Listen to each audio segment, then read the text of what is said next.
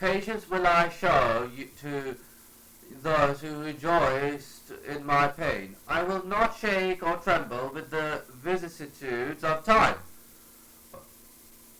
When death looms and bares its claws, no charm or trinket can ward it off. No calamity befalls but with the leave, decision and qadr, divine preordainments of Allah. May Allah be pleased with him, lost his eyesight, and he said to himself these words of solace: if Allah takes from me the light of my eyes, my heart remains illuminated. My heart understands that my mind is not perverse, and my tongue is like a blade of an unsheathed sword. He comforted himself by remembering the many favors of Allah that yet remained for him after having lost only one of them. During the duration of a single day, may Allah be pleased with him, lost one of his legs and was informed that his son had died. This was his reaction. O Allah, to you belongs all praise. If you have taken away, then you have also given. And if you have tested me with hardship, you have also saved me and cared for me. You have bestowed upon me 4 limbs and have taken only one away. You have blessed me with 4 sons and have taken only one away. And their recompense shall be paradise and silken garments, because they were patient. Peace be upon you, for that you persevered in patience. The following words of consolation have been attributed to Imam. Let the days bring what they may, and be contented when a decree has come to pass. When the execution of it comes in a land of some nation, neither earth nor sky can prevent it. How many times have we feared death and then nothing came of it? How many times have we felt the end near? Yet we then returned stronger than before. How many times have we found ourselves in difficulties, yet after the passing of a short time were allowed to taste the sweetness of ease and relief? Say, O Muhammad, Allah rescues you from it and from all other distresses. Or how many times have we been sick only to be restored to health? And if Allah touches you with harm, none can remove it but He. When one knows with certainty that Allah controls everything, how then can he feel any fear of anyone other than him? And when one fears Allah, how can he fear others alongside him, especially considering that Allah the Exalted said, so fear them not, but fear me. He is all-powerful, and that our hosts, they verily would be the victors. Verily we will indeed make victorious our messengers and those who believe in this world's life, and on the day when the witnesses will stand forth, day of resurrection.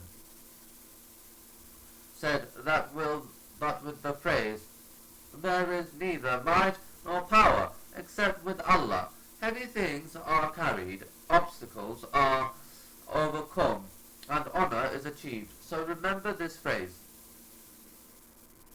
constantly, since it is a treasure from the treasures of paradise and a pillar of happiness and contentment. Asking Allah for forgiveness opens locked doors. When I am confused in my understanding of an issue in religion, I forthwith beseech Allah to forgive me 1,000 times, maybe a little more or maybe a little less.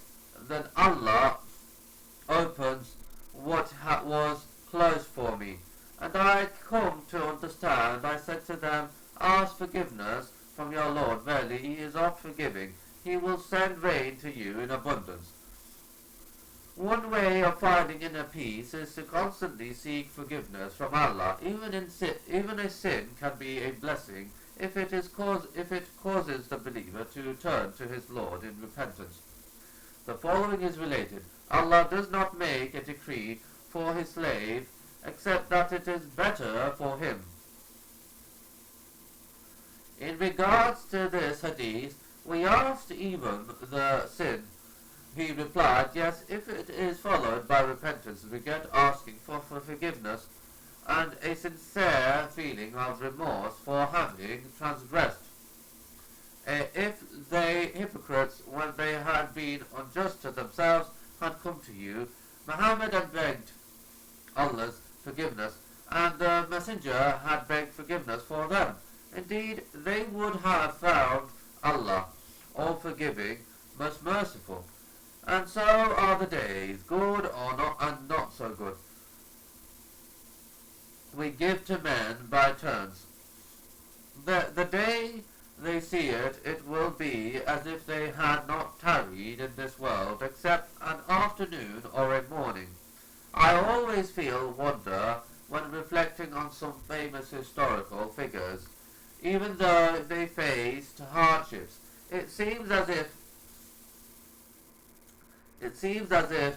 to them their hardships were as gentle drops of water. In the forefront of this elite group is the leader of the creation, Muhammad. He was in the cave with Abu Bakr, may Allah be pleased with him, with his enemies near them, and he said to his companions, be not sad or afraid, surely Allah is with us. Glad tidings from the unseen at the mouth of the cave. Revelation led to happiness for the world. Just before the battle of Badr, the Prophet eagerly put on his armor while saying, their multitude will be put to flight, and they will show their backs. And in the battle of Uhud, after some of his companions were martyred and others were injured, the Prophet said to his companions, line up behind me, so that I can praise my Lord. It was the determination and willpower of a prophet that could, even by the will of Allah, shake mountains. Famous among the Arabs for his patience, was once narrating a story to some of his companions, when a man came and told Case, your son has been murdered. The son of so-and-so was the culprit. Case didn't cut his story short, but instead continued relating it in a calm demeanor until he finished. Then he said, wash my son, shroud him, and allow me to pray over him. And those who are patient in extreme poverty and ailment, disease, and at the time of fighting during the battles, was offered water on his deathbed, and he said, offer it to so-and-so. There were a number of them, all on the verge of dying, and each preferred the person beside him to his own self. And with this wonderful display